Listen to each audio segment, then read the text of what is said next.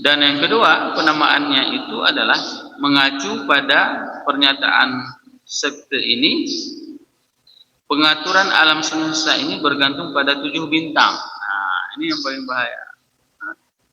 Alam semesta ini bergantung pada 7 bintang, yaitu bintang Zuhal, bintang Mushtari, bintang Marikh, bintang Zuhra, bintang Atarid, dan terakhir adalah bulan. Dari penamaan saja sudah salah.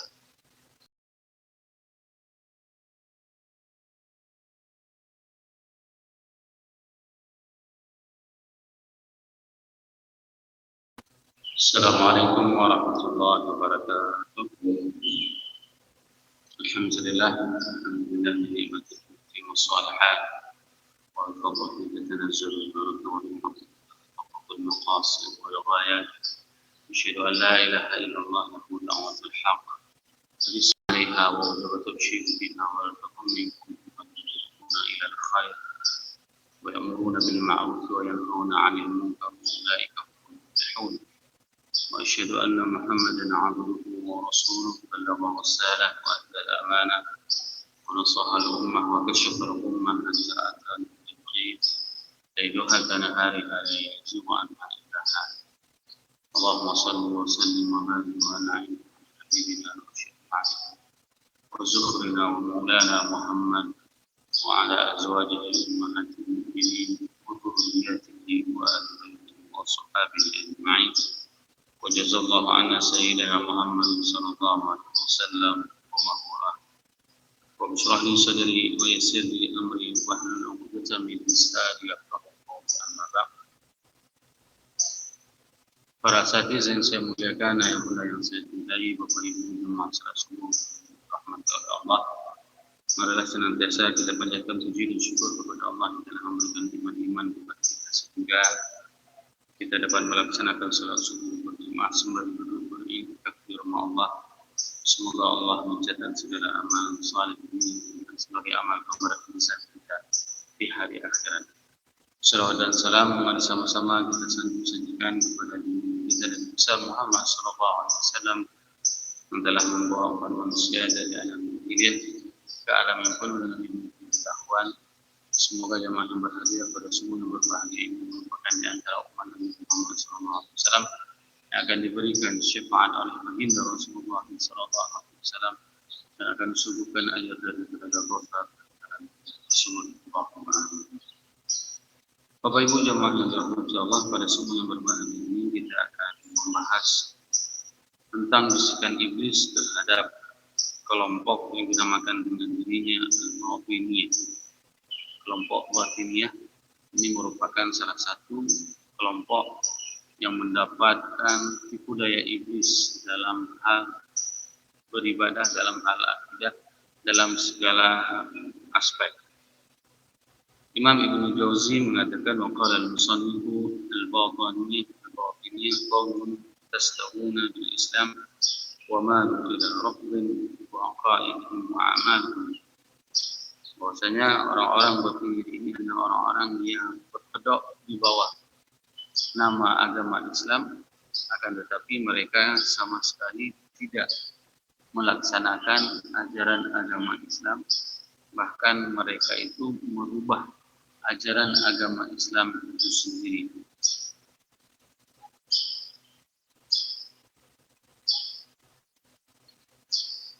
Dan menurut musannif, mereka mempunyai pendapat waquluhum ta'tilus sani', mereka itu membatalkan tentang adanya Tuhan sebagai pencipta. Ini akidah mereka. Mereka tidak mengakui bahwasanya Allah lah sebagai pencipta. Wa ibtalin nubuwah, dan mereka membatalkan kenabian Nabi Muhammad sallallahu alaihi wasallam. Siapa yang mereka angkat sebagai nabi? Mereka mengangkat nabi itu adalah Ali bin Abi Thalib. Sebenarnya mereka bukan Islam, tapi mereka menamakan diri mereka Islam, dan inilah wajah Islam mereka. Kalau di depan kita pada saat kita menanyakan, maka mereka akan menjawab dengan siapa Tuhan? Mereka akan jawab Allah. siapa Nabi? Mereka akan menjawab Nabi Muhammad. Tapi di dalam kalangan mereka sendiri, mereka tidak mengakui bahwasanya Allah adalah sebagai pencipta. Alam ini terjadi begitu adanya. Alam ini terjadi dikarenakan apa? Dikarenakan proses ilmiah. Ada segumpal asap, asap itu mengeras, dia mengembang, dan dia terjadilah adanya kehidupan di dalam alam ini, di dalam bumi ini. Itu proses yang memang terjadi sendiri menurut mereka. Jadi tidak ada Tuhan. Mereka meyakini hal seperti itu. Wa ingkaril ba'ats, dan mereka itu mengingkari tentang adanya hari kebangkitan. Jadi free, boleh buat apa saja, boleh mencuri, boleh buat apa saja. Dan yang lebih parahnya lagi, ajaran mereka itu ajaran memang free sex. Dan ini kejadiannya di mana? Di tanah Arab. Orang-orang yang dipelopori oleh pemikiran Al-Batini. Bagaimana kejadiannya? Salah satu orang pada saat itu mengundang semua tamu ke rumahnya. Mengundang tamu semua ke rumahnya, setelah ada jamuan, makan-makan semuanya, lalu berhubunganlah, tukar-tukaran pasangan. Nah, tukar-tukaran pasangan, istrinya silahkan dititipi oleh orang lain, istri orang lain silahkan dititipi oleh suami yang lain. Ini pemahaman mereka. Jadi mereka memang sengaja untuk merusak wajah Islam dengan ajaran-ajaran yang memang itu tidak pernah dibenarkan sama sekali. Tapi mereka mengaku bahwasanya mereka ini adalah Islam. Beginilah Islam sebenarnya menurut mereka. Sehingga banyak di antara orang-orang yang mereka itu tidak mempunyai pengetahuan dasar, basic knowledge. Pada saat mereka mengenal Islam itu sebagai Islam warisan tanpa mempelajari seperti kita hari ini, duduk di halqah keilmuan. Nah, begitu mendapatkan sesuatu yang ditawarkan oleh orang-orang batiniah seperti ini, maka ini adalah sebagai solusi dalam kehidupan. Bahagianya luar biasa. Kenapa? Bisa kumpul kebo, bisa bebas seksnya. Maka banyak sekali bisikan-bisikan iblis itu, tipu daya iblis itu dikembangkan kepada orang-orang sehingga mereka mengaku dirinya sebagai Islam, tapi apapun yang mereka lakukan itu sama sekali tidak Islam. Bapak Ibu jemaah yang dirahmati Allah, golongan ini merupakan golongan yang memang harus menjadi sebuah perhatian bagi kita semuanya. Dikarenakan apa? Mereka mempunyai penafsiran tersendiri tentang ayat Al-Quran. Jadi ayat Al-Quran, hadis itu ada makna lahir, ada makna batin menurut mereka. Ini yang parah. Nah, contoh misalnya pada saat firman Allah dalam surat Al-A'raf ayat 157, Allah berfirman, "A'udzubillahi minasyaitonir rajim. Bismillahirrahmanirrahim. Wa yasna'u anhum israhum wal aghlal allati kanat 'alaihim." Dan membebaskanlah beban, wa yasna'u anhum israhum, dan Allah membebaskan beban-beban dan belenggu-belenggu terhadap mereka, allati kanat 'alaihim. Enggak ada batasan apapun. Kenapa? Karena Allah sudah membebaskan. Itu makna Al-Quran, itu ditafsirkan secara selera mereka, secara suka-suka hati mereka. Bahaya sekali. Kenapa? Karena kalau seandainya ayat-ayat Al-Quran ini dipahami seperti selera orang masing-masing, maka mereka akan terjadi kekacauan. Nah, bagaimana cara kita bisa memahami ayat dan hadis ini? Kalau ayat ada dinamakan dengan asbabun nuzul, sebab-sebab turunnya ayat tersebut. Sehingga Ibnu Abbas mengatakan, aku semua mengetahui di mana ayat itu diturunkan dan bagaimana kisah ayat itu diturunkan dan maknanya. Itu kata Ibnu Abbas. Kenapa? Orang yang paling paham tentang Al-Quran itu adalah Ibnu Abbas. Ibnu Abbas terkenal ulama.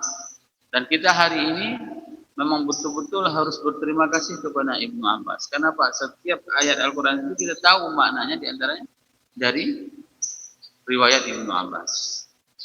Contoh misalnya pada saat Ibnu Abbas menjelaskan wabil walidaini ihsana. Bagaimana yang dimaksud dengan ihsan? Hari ini kan banyak di antara kita kasih nama anak ihsan. Tapi kita tidak tahu apa arti makna ihsan. Ihsan itu kata Ibnu Abbas adalah berbuat baik tanpa berhenti. Itu baru dinamakan dengan ihsan. Kalau berhenti itu bukan ihsan. Hari ini misalnya ada orang yang sudah kita tolong. Kita tolong seseorang. Kita tolong dia lagi, kita tolong dia lagi. Tapi satu hari orang tersebut membuat kecewa kita. Membuat kecewa. Maka apa yang terjadi? Maka kita akan bilang sama orang, pajan hanakat tuhe malam. Seperti itu. Kalau ku bantu, hanakat tulung. Ada sesuatu yang memang ingin dia menunjukkan sikap dia bahwasanya kalau saya nggak bantu kamu, pasti kamu nggak akan pernah bisa. Ini pernah terbetik pada saat Abu Bakar difitnah Ibunda Aisyah. Nah, pada saat itu ada salah seorang yang termasuk yang memfitnah itu adalah orang yang paling sering dibantu oleh Abu Bakar. Tapi Abu Bakar kendati difitnah seperti itu, maka beliau tidak mau memutuskan kebaikannya kepada orang tersebut. Coba bayangkan bagaimana hebatnya keimanan Abu Bakar. Kalau kita udah selesai, begitu kejadian seperti itu pasti kita potong terus mata rantainya, tidak akan pernah dibantu lagi, tidak akan pernah dilihat lagi. Inilah bagaimana memahami Al-Quran. Ya, itu tidak boleh dengan selera kita. Harus belajar sesuai dengan apa yang diajarkan oleh para sahabat mulia kepada guru-guru kita semuanya sampai dengan hari ini. Nah, begitu juga dengan ilmu hadis. Hadis tersebut harus dipahami tentang asbabul wurud, bukan asbabun nuzul. Nah, hadis namanya asbabul wurud. Bagaimana kronologisnya? Ya. Pada saat Rasul mengatakan jangan salat asar kecuali di Bani Quraidah. Ya. Apa maksudnya? Bagaimana kejadiannya? Itu harus betul-betul kita mengetahui sebab hadis tersebut. Sehingga kalau kita tidak pernah mengetahuinya, maka akan terjadilah perdebatan kusir di antara masyarakat. Bahkan para sahabat dulu pada saat mendengarkan seperti itu, mereka tidak pernah bertengkar antara satu sama lainnya. Ini yang menunjukkan apa? Ingin saya sampaikan kepada jamaah semuanya. Para sahabat ya, itu juga bisa berbeda pendapat. Walaupun Rasul masih ada. Coba bayangkan. Ada Rasul, itu mereka masih berbeda pendapat. Tapi beda pendapat mereka itu tidak saling memfitnah, tidak saling mencaci, tidak saling membenci. Tetap saudara. Beda macam kita hari ini. Kalau kita beda pendapat, itu sudah saling marah-marahan, sudah saling memfitnah, sudah saling mencaci. Jangan undang LCMA. Ya, kalau undang LC itu Wahabi. Padahal bukan masalah pendapat. Yang menjadi masalah itu adalah pendapatan. Ya. Kenapa? Ini permasalahan yang memang harus belajar dari para sahabat mulia. Tidak pernah membenci. Live dan Imam Malik itu terus terang itu dalam semua fikih itu mereka saling bentrok. Nah, bayangkan, Live itu terkenal alim dan Imam Malik itu memang luar biasa. Mereka tidak pernah berdebat, tidak pernah marah, tidak pernah membenci. Pada saat Imam Malik itu terkenal dengan imam yang alim dan miskin. Atap rumah saja itu harus dibantu oleh lain. Pada saat itu Lais adalah ulama dan kaya raya. Pada saat pergi ke Madinah dijamu oleh Imam Malik dengan kurma ajwa, kurma terbaik. Tahu dibalas dengan apa oleh Imam Lais? Dengan dinar 1 piring kurma tadi. Kalau kita ukur, nggak usah pingan pada waktu yang mau berbe, uduklah 200 be, bana laba betul. Nah, ini keimanan, menunjukkan bagaimana keimanan Imam Lais. Mereka saling berbeda pendapat dalam fikih, tapi mencintai dalam hal dakwah Islamiyah. Jadi bahaya sekali orang-orang Batiniyah ini, mereka menafsirkan, memahami Al-Quran itu menurut selera mereka. Sebagaimana ayat tadi, Allah telah membebaskan belenggu pada diri kita. Jadi tidak ada ikatan apapun. Free, boleh mabuk, boleh berzina, boleh mencuri, boleh membunuh. Ini di antara pandangan mereka. Maka ini adalah salah satu bisikan iblis terhadap orang-orang Batiniyah. Nah, di sekte Batiniyah ini ada yang dinamakan dengan sekte, subsektenya itu adalah Ismailiyah. Mereka mempendapat bahwasanya Muhammad bin Ismail bin Ja'far ini adalah titisan kepemimpinan terakhir, imam ke-7. Setelah imam ke-7 tidak ada lagi imam. Nah, pernahkah Rasulullah SAW membuat sistem kepemimpinan seperti itu? Tidak. Tidak pernah. Nah, tidak pernah. Bahkan sahabat-sahabat mulia mereka memberikan contoh sistem kepemimpinan di dalam Islam. Pada saat Rasul meninggal dunia dan Rasul pada saat itu memberikan sebuah kode terhadap Abu Bakar. Dikarenakan apa? Dikarenakan Abu Bakar adalah orang yang menggantikan salat Rasulullah SAW sebanyak 17 kali. Dan Rasul tidak pernah salat menjadi makmum kecuali menjadi makmum pada saat diimami oleh Jibril dan diimami oleh Abu Bakar. Nah, pada saat pemilihan Umar terjadi perbedaan, pada saat terjadi pemilihan Utsman terjadi perbedaan. Ini ingin menunjukkan kepada kita semuanya bahwasanya boleh seperti ini sistem pemilihan kepemimpinan. Ya. Jadi kalau mereka tidak, mereka sudah cut off, tidak boleh menjadi pemimpin kecuali adalah pendapat dari mereka. Dan ini paling bahaya hari ini terjadi. Kalau seandainya ini terjadi di Aceh, ya, pakai pakaian terus yang aneh-aneh sedikit, ya kan? Ajak beberapa orang, saya bayar nanti beberapa orang, ya kan?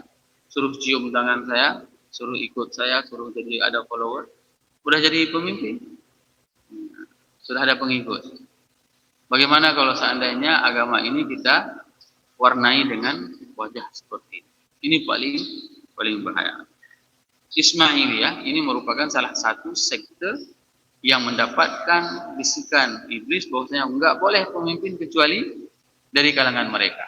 Maka hati-hati hari ini, mohon maaf misalnya, enggak boleh jadi imam masjid ini kecuali alumni Al-Azhar misalnya. Ya, diklaim seperti itu, enggak boleh. Kalau bukan Al-Azhar enggak boleh jadi imam. Tidak seperti itu. Siapapun yang layak dari keluaran manapun dia, apakah dia dari Daya, apakah dia itu dari Al-Azhar, apakah dia itu dari sekolah mana, kalau memang dia memenuhi standar, maka dia harus menjadi seorang pemimpin. Bapak Ibu jemaah yang dirahmati Allah, ada subsektenya lagi itu adalah Sab'iyah. Sab'iyah ini dikarenakan pertama sekali siklus kepemimpinan itu seperti yang kita katakan tadi itu hanya terjadi pada 7 pemimpin berujung di imam ke-7. Dan yang kedua penamaannya itu adalah mengacu pada pernyataan sekte ini, pengaturan alam semesta ini bergantung pada 7 bintang. Nah, ini yang paling bahaya. Alam semesta ini bergantung pada 7 bintang, yaitu bintang Zuhal, bintang Mushtari, bintang Marikh, bintang Zuhra, bintang Atarid, dan terakhir adalah bulan. Dari penamaan saja sudah salah. Ya, dari penamaan saja sudah salah. Kenapa? Karena dalam segi ilmu pengetahuan, teleskop Hubble itu memaparkan bagaimana alam semesta.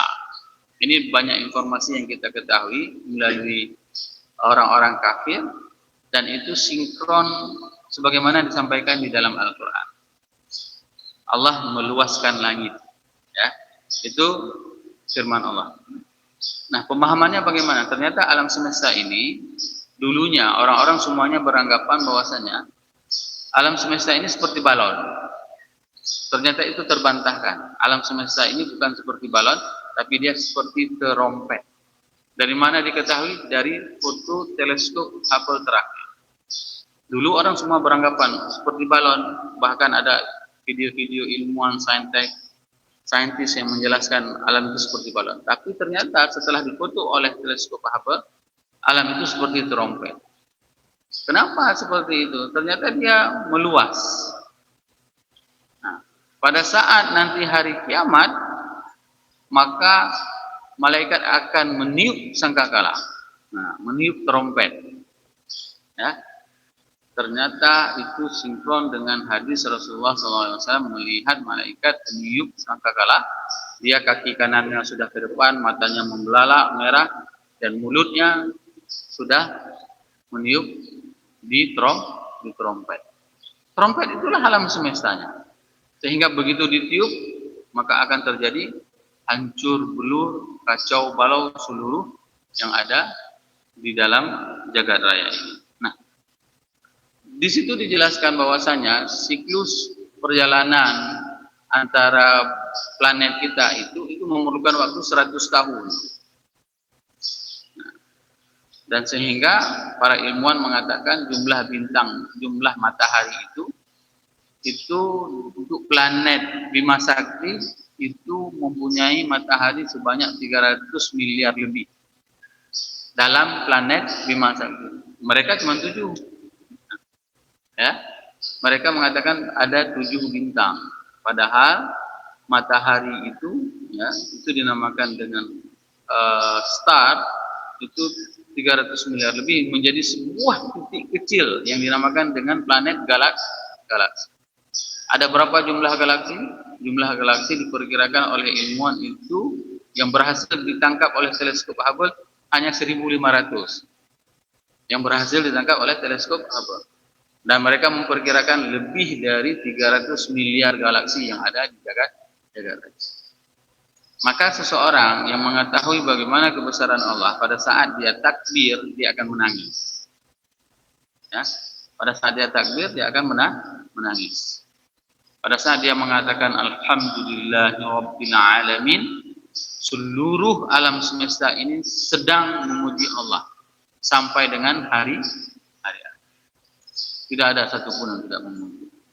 Maka ini diantara pemahaman yang melenceng dari As-Sab'iyah, di mana mereka mempunyai pemahaman alam semesta ini bergantung kepada 7 bintang. Sebenarnya tidak. Seluruh jagat raya ini bergantung dengan skenario-nya Allah. Maka jangan pernah, bahasa saya sering mengatakan apuh apa. Cari rezeki siang malam yang enggak halal dihajar, semuanya diembat, ya kan? Kalau Allah sudah menutup pintu rezeki tersebut, ya, maka tidak akan pernah bisa didapat. Ada salah satu orang yang kaya di Lok Sumaye, pada saat saya cerita tentang ini, dia katakan, benar Ustaz. Kenapa benar? Pak, ya saya di tahun 70-an sudah punya uang 3 goni katanya. 70-an ada uang 3 goni katanya. Sebenarnya banyaknya ya, saya bilang. Ya, itu karena Allah mudahkan ternyata rezeki saya. Begitu dijepit sama Allah, 3 hari saya cari rezeki, 1 area beras tidak dapat katanya. 3 hari tidak dapat apa-apa. Inilah yang dikatakan oleh Allah, wa fis sama'i rizqukum wa ma tu'adun. Ya, wa fis sama'i rizqukum wa ma tu'adun. Dan ini dibuktikan salah seorang tunku ilmu yang berjualan kain kafan. Beliau katakan, terkadang kegiatan di kampung cukup banyak Ustaz. Saya ada yang meninggal, ada ini, ada itu. Saya jalani semuanya itu dengan ikhlas. Sehingga apa? Saya baru bisa buka kedai jualan saya itu pukul 4. Dan saya harus tutup pukul 5. Ternyata rezekinya sama apabila saya buka dari jam 8 dan saya tutup jam 5. Kenapa? Karena rezeki kita di langit. Apa yang harus kita lakukan? Ketuk pintu langit. Ketuk pintu langit supaya Allah mudahkan rezeki kita. Rezeki itu bukan hanya harta, kesehatan, pertemanan, ya kan? Semua itu adalah rezeki. Apa indahnya banyak uang? Duduk di kopi sendiri, warung kopi, ada yang kawanin. Ya? Waktu jadi ada jabatan, ya banyak orang kawanin kita. Pak, kapan ngopi Pak? Nah, lagi ada jabatan. Begitu nggak ada jabatan sendiri deh.